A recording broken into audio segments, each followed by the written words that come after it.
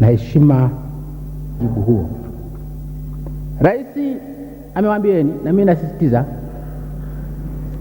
nitamalizia hapo, sitaki kuchukueni muda wenu mrefu. Teueni mgombea ambaye atakidhi matarajio ya wananchi.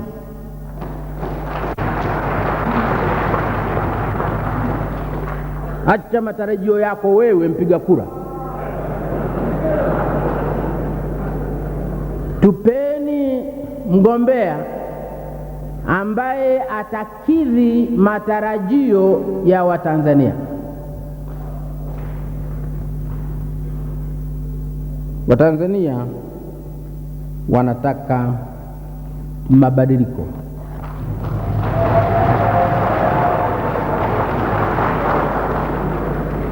Wasipoyaona, wasipoyapata ndani ya CCM, watayatafuta nje ya CCM.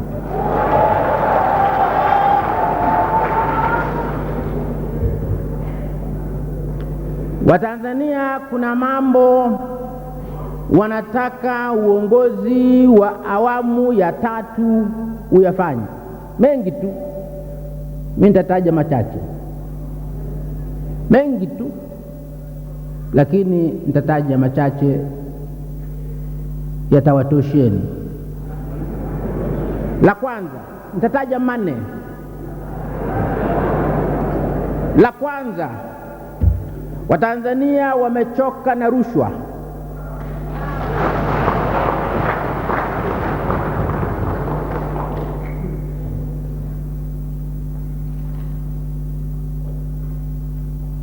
Wajumbe wa zamani wa halmashauri kuu ya taifa watakumbuka nimelipigia kelele jambo la rushwa ningali mwenyekiti wao hapa hapa Dodoma. Nilipiga kelele kiasi kwamba waziri mkuu wa wakati huo alikwenda kwa rais,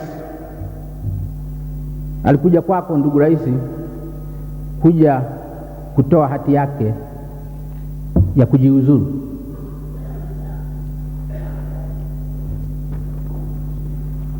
Sasa hivi hali ya rushwa ni mbaya zaidi nchini.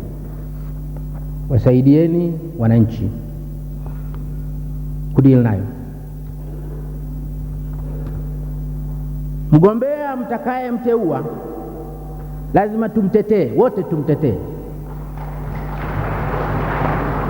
Lakini inatakiwa ukiulizwa swali, huyu atatusaidia kupiga rushwa vita, jibu litoke ndani ya roho yako. Hapana hapa tu kwamba ndiyo anaweza.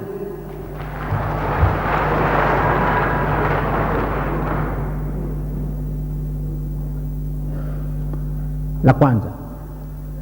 La pili, nchi yetu maskini, nchi yetu hii ni maskini. Wakulima wetu, wafanyakazi wetu maskini. Nchi hii bado ni nchi ya wakulima na maskini ambao ni wakulima na wafanyakazi ambao wote ni watu maskini. Nchi hii haijawa ya matajiri. Chama hiki hakijawa chama cha matajiri.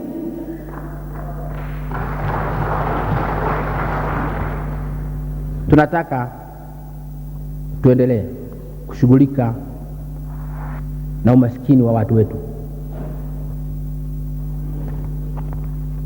Tushughulike kwa dhati na matatizo ya wananchi,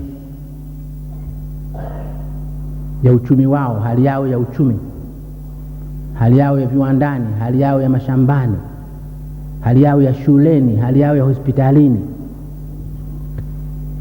Tunataka kuona hakika kwamba mtatuteulia mtu ambaye ukiulizwa swali, huyu anajua kwamba nchi hii ni nchi, bado ni nchi ya maskini,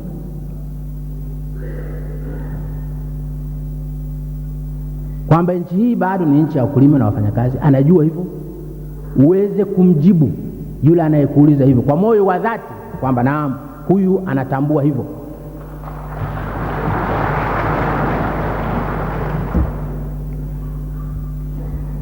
Sasa hivi katika nchi yetu, nataja la tatu, watu wameanza kutuzungumzia udini. Tulikuwa hatuzungumzi mambo ya udini katika nchi hata kidogo. Tulikuwa hatujali dini ya mtu, anayejua mwenyewe dini yake basi.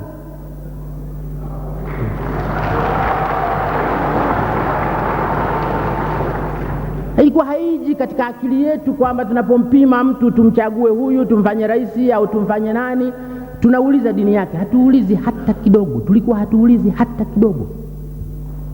Dini inatuhusu nini sisi?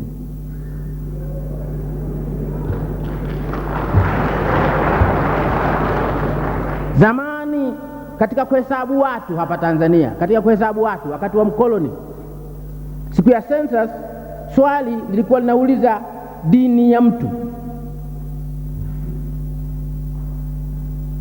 Tukasema sisi hatujengi misikiti, hatujengi makanisa, hatujengi mahekalu.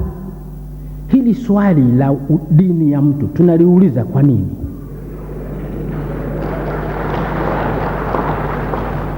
Linatuhusu nini? Tunataka kujua umri wa watu,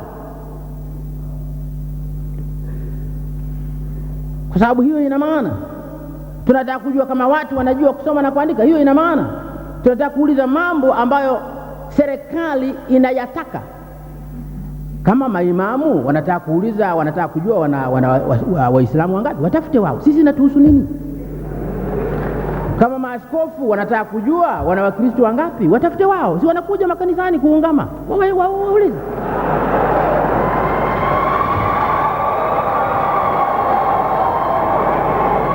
Sisi inatuhusu nini jambo la dini? Hata tuulize watu, wewe dini yako nani? Inatuhusu nini sisi? Hiyo ndio ilikuwa Tanzania tunayojaribu kuijenga. Sasa watu wanazungumza dini, udini bila haya, bila aibu. Wanajitapa kwa udini. Tunataka mtuchagulie mgombea ambaye atatusaidia kuondoa mawazo haya ya kipumbavu katika nchi yetu.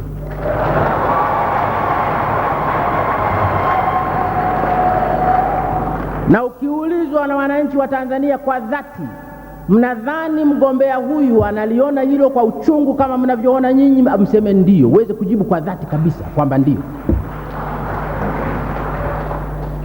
La mwisho nilisema nitataja mane tu. Nilikuwa New York mwaka jana. Yuko mwenzenu mmoja, Gertrude Mongella, sasa hivi ni katibu wa kina mama wa mkutano wa kina mama utakaofanyika Beijing. Gertrude alinikaribisha chakula jioni katika flat yake hapo New York. Akakaribisha jamaa wengine, nikaona nao pale. Wakati tunakula, mama mmoja wa Kiganda ambaye anafanya kazi hapo kaniambia, mzee, mimi nilikuwa nafanya kazi katika Jumuiya ya Afrika ya Mashariki. Wakati nafanya kazi katika Jumuiya ya Afrika ya Mashariki, sisi watu wa Uganda tulikuwa tunajuana kwa makabila yetu na tunatajana kwa makabila yetu. Watu wa Kenya walikuwa wanajuana kwa makabila yao, huyu Mkikuyu, huyu Mjaluo, huyu Mluhya, na wanatajana kwa makabila yao. Watu wa Tanzania walikuwa kabisa hatujui makabila yao.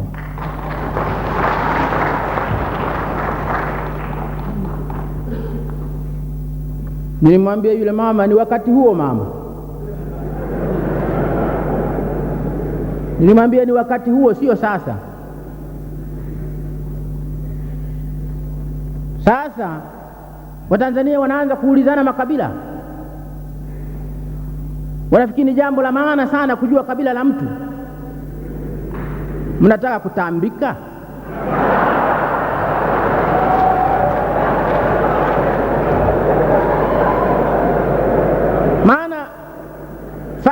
faida ya makabila iliyobaki ni kutambika tu basi. Lakini hasa ina maana gani nyingine? Katika nchi ya watu wazima, kabila lina maana gani nyingine? Tukifanya mitambiko pale Butiama pale tunafanya mimi niko karibu pale na chaka letu ambapo ndipo Mungu wa Watiama wale anakaa. Lakini kabila hasa Tanzania ya leo inazungumza kabila.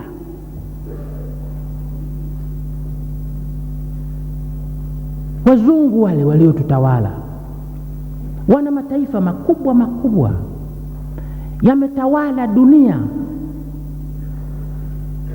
Leo wanaviona vitaifa vyao vile ni vidogo mno, wanaungana. Waingereza na jeuri yao yote wametawala dunia. Wafaransa na jeuri yao yote wametawala dunia. Wajerumani na jeuri yao yote wameipiga Ulaya. Leo wanaungana kuwa taifa moja. Nyinyi Waswahili, vinchi vidogo vidogo hivi vya watu 27 milioni mnazungumza makabila.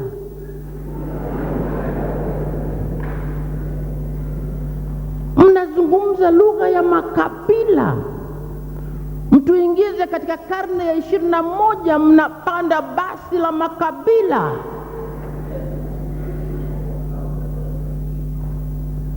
Lakini tumeanza kuzungumza ukabila. Tunataka mtuchagulie mtu ambaye anajua kwamba huko ni upumbavu na ni hatari huko.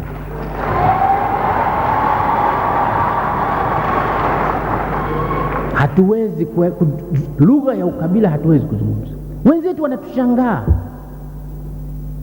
Wenzetu majirani, sisi ndio ilikuwa mfano wao. Mbona Tanzania hawazungumzi ukabila? Sisi tunazungumza ukabila. Mfano wao ilikuwa ni Tanzania. Tunataka kuwaiga majirani zetu katika hilo. Tunataka kusema Kenya wanazungumza makabila na sisi tuzungumze kabila, kwa nini? Tunasema Uganda wanazungumza makabila na sisi vile vile tuzungumze ukabila, kwa nini? Tunasema Rwanda na Burundi wanazungumza makabila na sisi tuzungumze ukabila, kwa nini? Tunasema hivyo wa Tanzania bila haya. Kabila si jambo la kuonea haya. Kabila linakuwa ni jambo leo unaweza kusema katika basi unajitapa ukabila. Tunataka mtuteulie kiongozi anayejua hivyo, atusaidie. Ndugu wananchi, ndugu mwenyekiti, mimi mliniomba nije kusaidia. Nilikubali kuja kusaidia. Kwa nini? Kwa sababu hiyo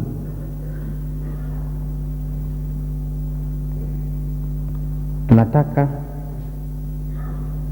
nchi yetu ipate kiongozi safi. Kiongozi safi hawezi kutoka nje ya CCM.